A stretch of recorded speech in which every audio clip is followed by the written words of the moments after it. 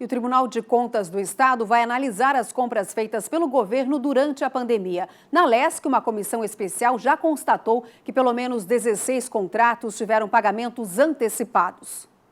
O processo aberto pelo Tribunal de Contas do Estado quer verificar a integridade e a segurança dos controles internos nas compras e contratações emergenciais realizadas desde o início da pandemia.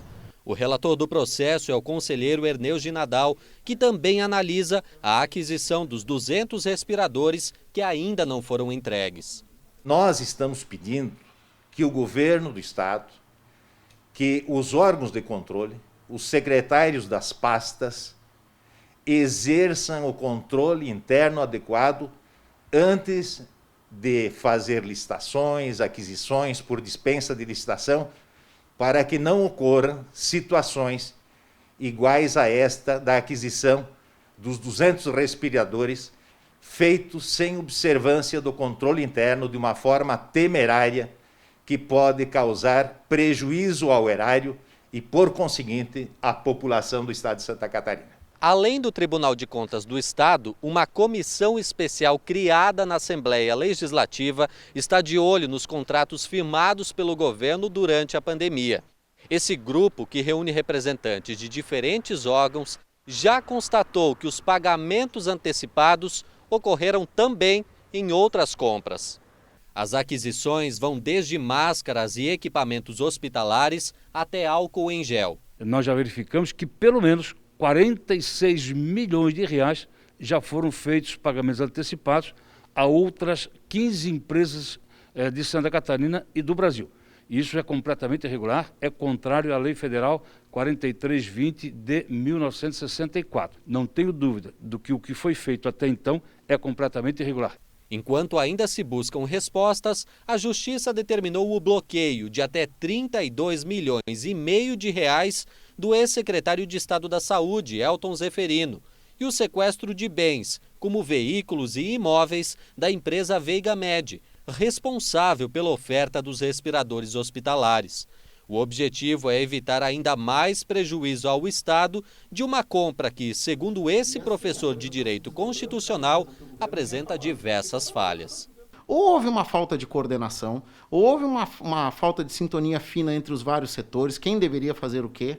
Principalmente a Secretaria de Saúde deveria dizer qual demanda era necessária e quais requisitos técnicos seriam necessários, me parece, dentro dessa situação de pandemia, até para que nós pudéssemos também pensar que o Estado está com queda de arrecadação. Então, qualquer real que saia do Estado é um real que está saindo em um momento onde a receita tributária está diminuindo enormemente pela suspensão de atividades econômicas.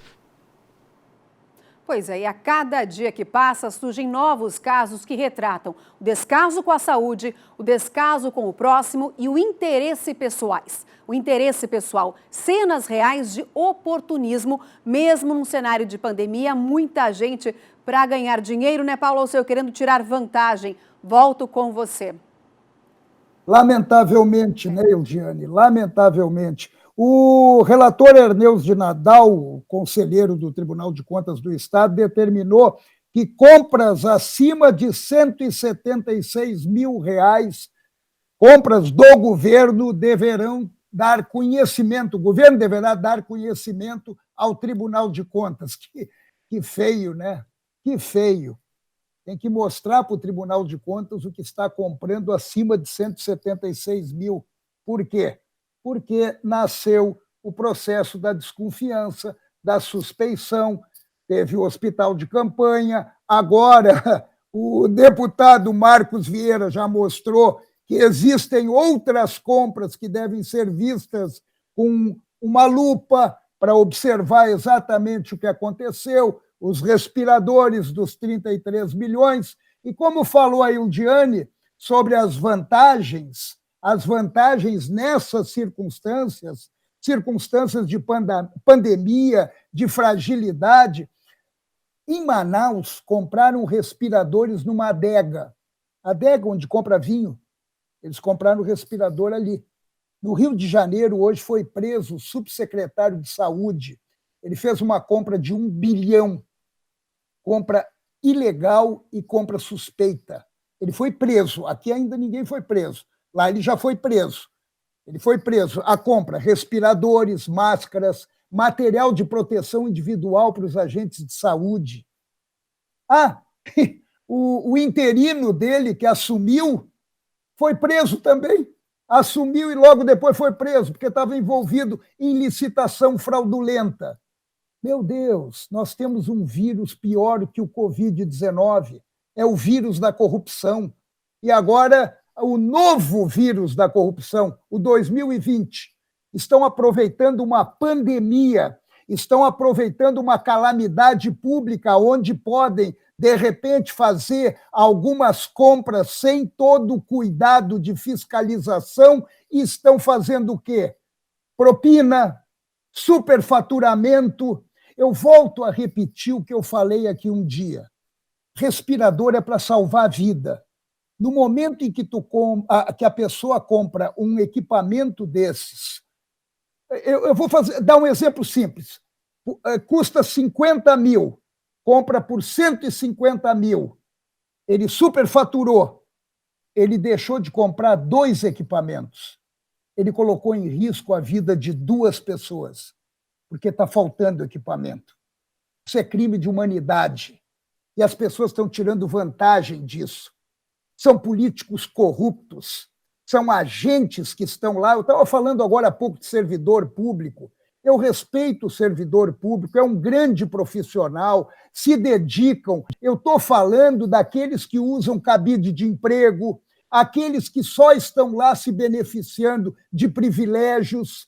E tem também o empresário que está levando vantagem, que está aumentando o preço dos produtos para ganhar lucro, para tirar de quem está fragilizado, de quem está perdendo salário, de quem está desempregado, de quem está na incerteza do que virá no pós-pandemia.